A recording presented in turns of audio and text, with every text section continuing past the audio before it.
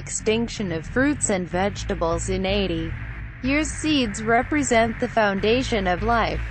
We depend on them for food, for medicine, and for our very survival. In many ways, you can trace the underpinnings of any given culture through the heritage of their crops and seeds. It wasn't long ago when seeds were mostly the concern of farmers who, as the World Watch Institute put it, were the seed producers and the guardians of society's crop heritage, but this is no longer the case. Once considered to be the property of all, like water or even air, seeds have become largely privatized, such that only a handful of companies now control the global food supply. Agriculture has been around for 10,000 years, but the privatization of seeds has only occurred very recently. In that short time, seed diversity has been decimated, farmers have been put out of business due to rising seed costs, and the pesticide companies that control most seeds today have flourished. According to World Watch, by the early 1900s, the U.S.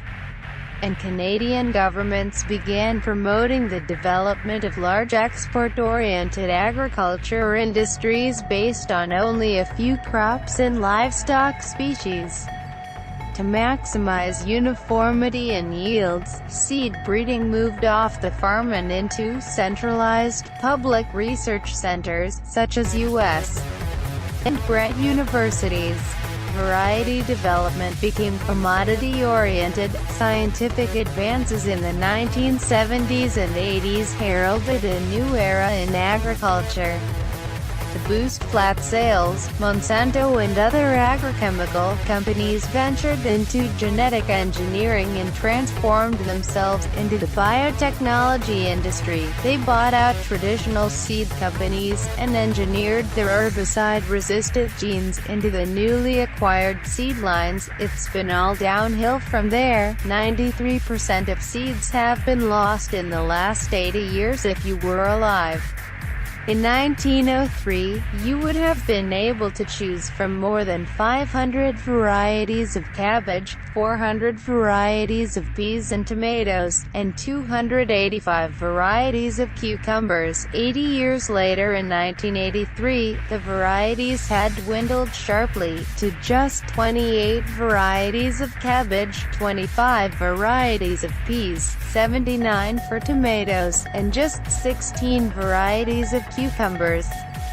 In a comparison of seeds offered in commercial seed houses in the early 1900s to the seeds found in the National Seed Storage Laboratory in 1983, researchers found 93% of seeds were lost over 8 decades. The National Geographic infographic shows just how many varieties of fruits and vegetables appear near extinction. Even more concerning is the fact that the data is already more than 30 years old, and the problem may have gotten even worse since. For the record, it's not only fruits and vegetables that are disappearing.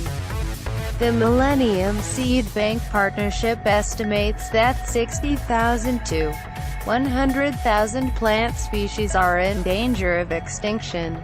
Seed industry consolidation increases along with seed costs. In 1996, there were still about 300 independent seeds companies left in the U.S. By 2009, there were fewer than 100, with the rise of GM crops and seed patents. Meanwhile, the pesticides industry has been snapping up an ever-growing share of the seed industry. Just 4 agrochemical companies own 43% of the world's commercial seed supply, and 10 multinational corporations hold 65% of global commercial seed for major crops, according to Philip Howard, an associate professor at Michigan State University. The commercial seed industry has undergone tremendous consolidation in the last 40 years as transnational corporations entered this agricultural agricultural sector, and acquired or merged with competing firms. This trend is associated with impacts that constrain the opportunities for renewable agriculture, such as reductions in seed lines and a declining prevalence of seed saving. He further stated, Big Six chemical seed companies, Monsanto's Bayer, Dow, Syngenta, DuPont and BASF, have increased their cross-licensing agreements to share genetically engineered traits, strengthening the barriers to entry for smaller firms that don't have access to these expensive technologies. Insane government policy targets seed swap at community library. The Cumberland County Library System in Pennsylvania set up a seed library at Mechanicsburg's Joseph T. Simpson Public Library last year. Locals could borrow heirloom seeds for the growing season and then replace them at the end of the year.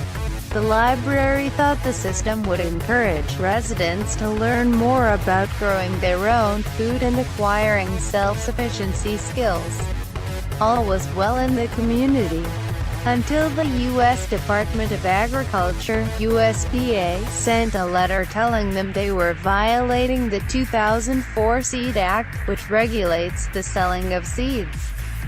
For good measure, the USDA also sent in a high-ranking official and lawyers to meet with the library.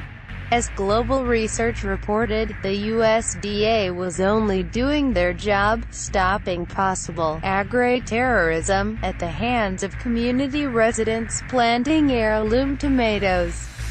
Feds told the library system that they would have to test each individual seed packet in order for the facility to continue, an impossible task, which meant that the seed library was shut down.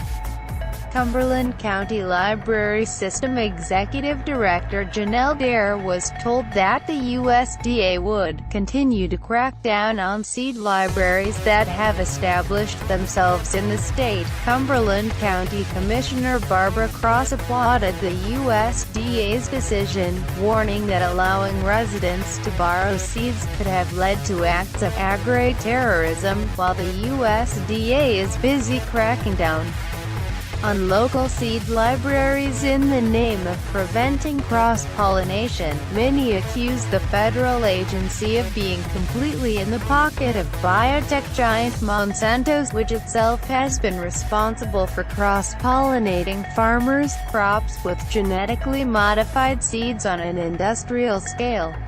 In reality, old-fashioned seed swaps such as the one attempted at the Joseph T. Simpson Public Library are one of the best ways to secure non-GMO, heirloom seeds for your garden. You can try this on your own with friends and neighbors or local gardening clubs. The National Gardening Association, for instance, has an online seed swap that allows you to post either seeds you'd like to share or seeds you're looking for. It's a free service and, as they say on their site, one gardener's extras are another's treasures. If you're interested in learning more, keep an eye out for the film, Seed, The Untold Story, which is slated to be released in 2015. Support seed diversity by ditching GM food voting with your pocketbook. At every meal matters.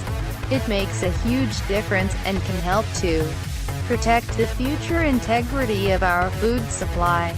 Along those lines, here are 7 ways you can take power back from the corporate bullies that are trying to control the food supply. Stop buying all non-organic processed foods. Instead, build your diet around whole, unprocessed foods, especially raw fruits and vegetables, and healthy fats from coconut oil, avocados, organic pastured meat, dairy, and eggs, and raw nuts. Buy most of your foods from your local farmers market and organic farm. Cook most or all your meals at home using whole, organic ingredients. Frequent restaurants that serve organic, cooked from scratch, local food. Many restaurants, especially chain Restaurants, Chipotle is a rare exception, use processed foods for their meals. Buy only heirloom, open-pollinated, and/or organic seeds for your garden. This includes both decorative plants and edibles, or get them via seed swaps. Boycott all lawn and garden chemicals, fertilizers, pesticides, etc., unless they are OMRI approved, which means they are allowed in organic production. If you use a lawn service, make sure they're using OMRI approved products as well. Join the Organic Consumers Association's new campaign, Buy Organic Brands that support your right to know.